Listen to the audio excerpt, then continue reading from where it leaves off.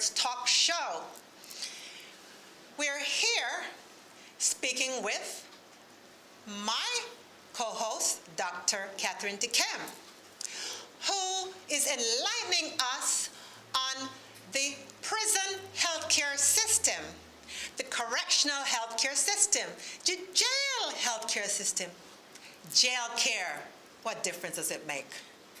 Nothing. All right. So, what we've been talking about is why anyone would possibly choose to commit a crime just to go to jail for health care. And we had to decide whether or not it made sense or not. Now, but you didn't quite convince me, Dr. Dickem. Yes, I know I did sneak and do a little bit of research on this. And based on my research, I do know that there are some cases where that occurred. But do you know of any cases personally where that has happened, since you are in the prison system? Absolutely. I have quite a few patients that come through the jail that have had terminal diseases diagnosed, but are unable to see their primary doctors because they have no insurance, no way of paying for the treatment. Okay, what do you mean they come through, patients coming through the jail? Are you saying that once they get arrested and they come into the jail system, you get to see these patients? Yes, we do. And you're already familiar with their healthcare background because they're already in your system? A lot of times you have to realize that the jail system, the correctional health system in America is better than a lot of cares in other parts of the country. How so? A very good health system is set up in the correctional system for the people that come through. People have been diagnosed with breast cancer. They have a lump. They have no money to follow up with their doctors. They come in. Once they hit the system, we have to take a detailed history and physical.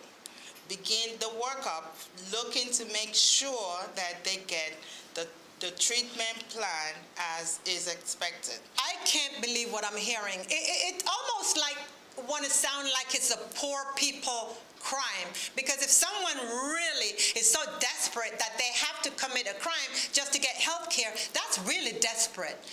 That's a poor people crime, because really and truly, somebody is wealthy with money don't have to do that. They already have insurance or they have money. So they do have a choice. But you're saying that a lot of poor people don't really have that choice, right? A lot of poor people do not have the choice of where they go get care. But once they come through the jail or the prison system, they are treated just like they would have been treated on the outside. In terms of I would say the groups or different categories of people that come through that's affected in that area, what would you say, what groups of people? Actually, the people that come through, even those people who have insurance, there are people who shy away from going to their doctors. But once they come through the jail, the prison system, they do get initial history and physical examination. We do not differentiate the poor from the rich because the health care is there for everybody. Would you say that minorities are more affected in this case? Well, when I say affected, would you say that they're more, you're finding out that there are more minorities that are turning up, committing crimes, turning up in the jail, that are chronically ill and need care?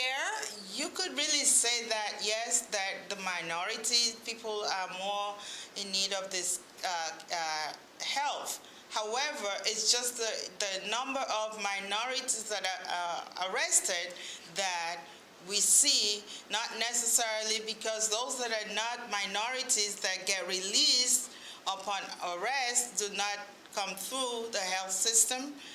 However, whoever comes through, Whether you are poor or rich, you are treated the same way. You're getting the same health treatment as anybody else that is in there. Okay, so you would say is it a higher percentage of Yes, blacks? absolutely. A higher percentage Of of the black Hispanics. women versus white women, Hispanic women?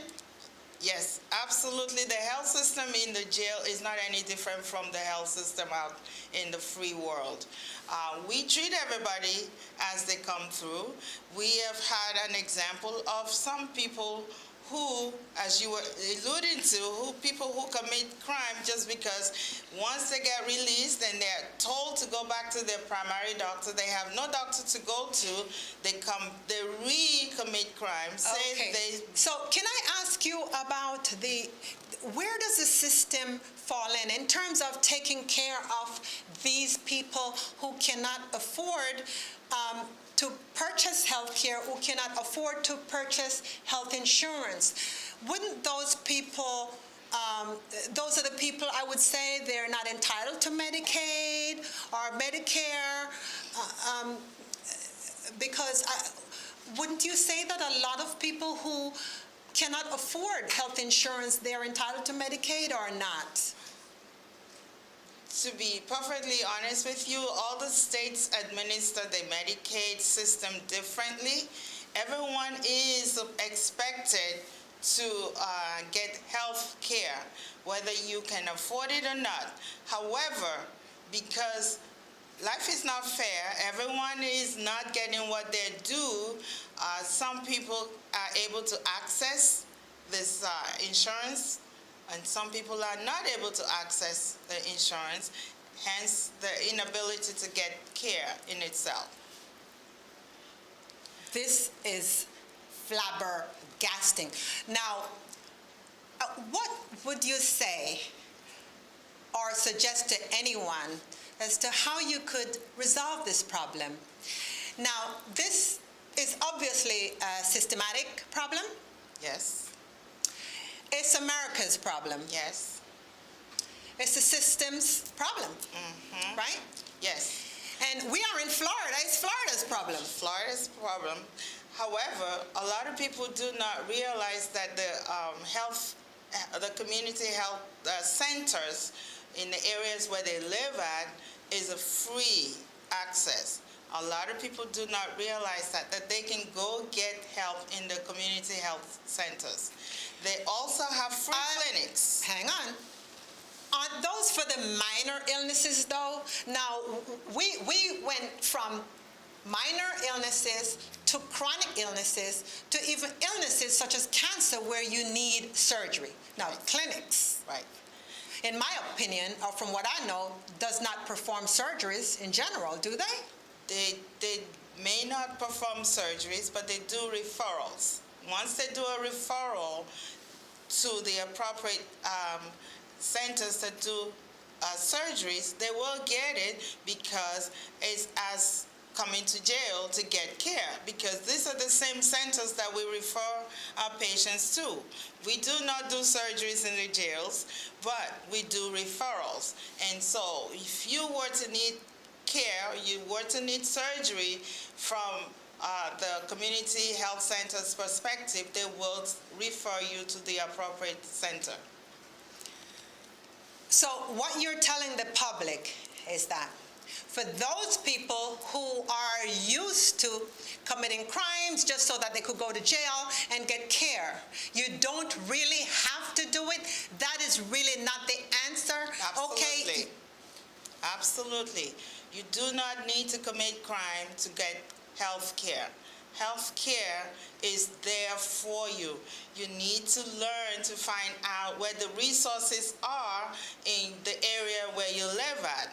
I think that I've done a bit of research myself, and I think I know a little bit about health insurance, and I've seen where it's been very difficult for people to actually get surgical services for free.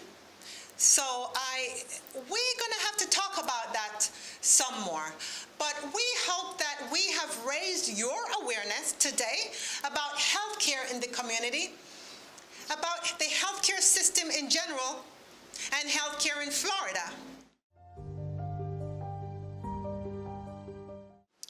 And we're back on the Doctorate's Talk Show, the show that raises your healthcare awareness. We want to end by letting you know that even though many people do commit crimes to go to jail, to get health care, that you do have a choice.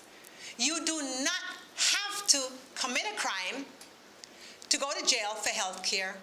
In other words, you don't have to go to jail just to get access to free health care. So, the next time you go to your doctor or the clinic, ask them to refer you to the community health center where you can get access to social services, social workers, or a case manager. For now, thank you.